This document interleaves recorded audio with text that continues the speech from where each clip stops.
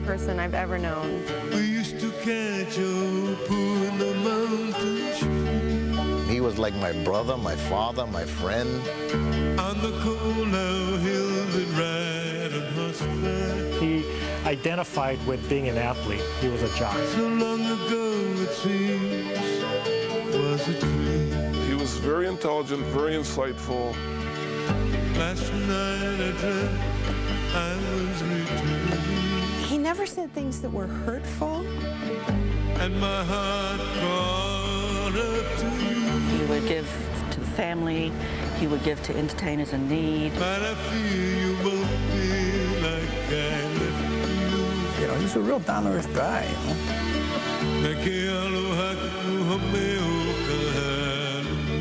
There ain't nobody that's ever going to be like Don. We were so lucky to know him.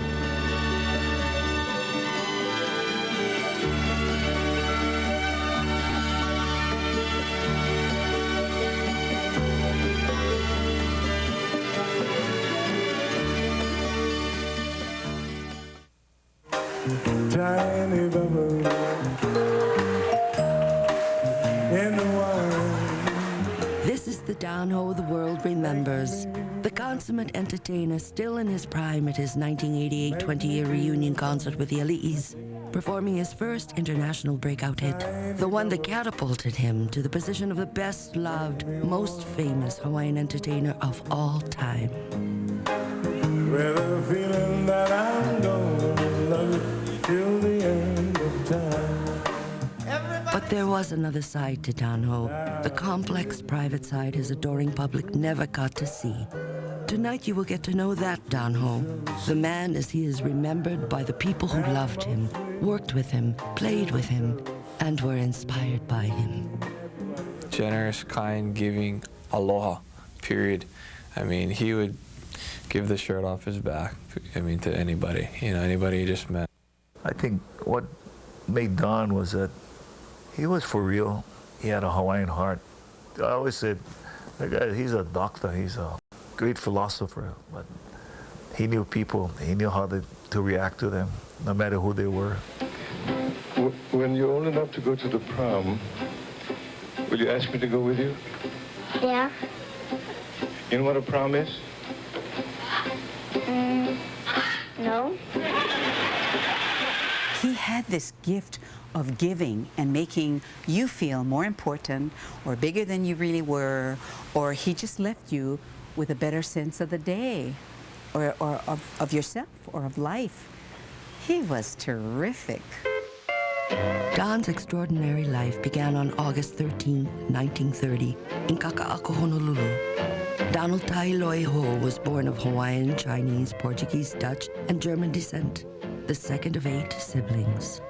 My father was James Ayu Ho. Everybody called him Pappy. And he worked at the quartermasters at Pearl Harbor during the war and after the war. My mother's name is Emily Lemaile Ho, and everybody called her Honey. My mother's work ethic was incredible. That's where I get my work ethic from. My father's wisdom was incredible. Incredible. He got out of the 8th grade, learned everything himself. These are self-made people from hard work. I'm like that. That work ethic was second nature to the Ho children, all of whom worked in the family restaurant in Kaneohe, Honey's, named after their mom. Well, we worked as chores in the restaurant, cleaning up, mopping floors, cleaning toilets, and the driveways, and packing beer under the racks in the ice house that we had for a bar in those days. And I cooked, helped to cook the food with wood out on the fire. As the oldest son in the Ho clan, Don was a natural-born leader. I guess in the young days, everybody looked up to him because he was very athletic. Always had friends at the house, especially during his days at camp school. Don entered the Kamehameha schools as a boarder in 1944. Kamehameha shaped him profoundly. He learned a lot there. He excelled there in sports, in mostly everything he did. He was in the ROTC. He really responded to the the timeliness, the discipline, the order and mostly the encouragement, I think, as Hawaiian young people. People didn't know how hard Don worked. He was a very, very bright person. He just missed by a fraction of a point being the top student in our class. But he studied hard.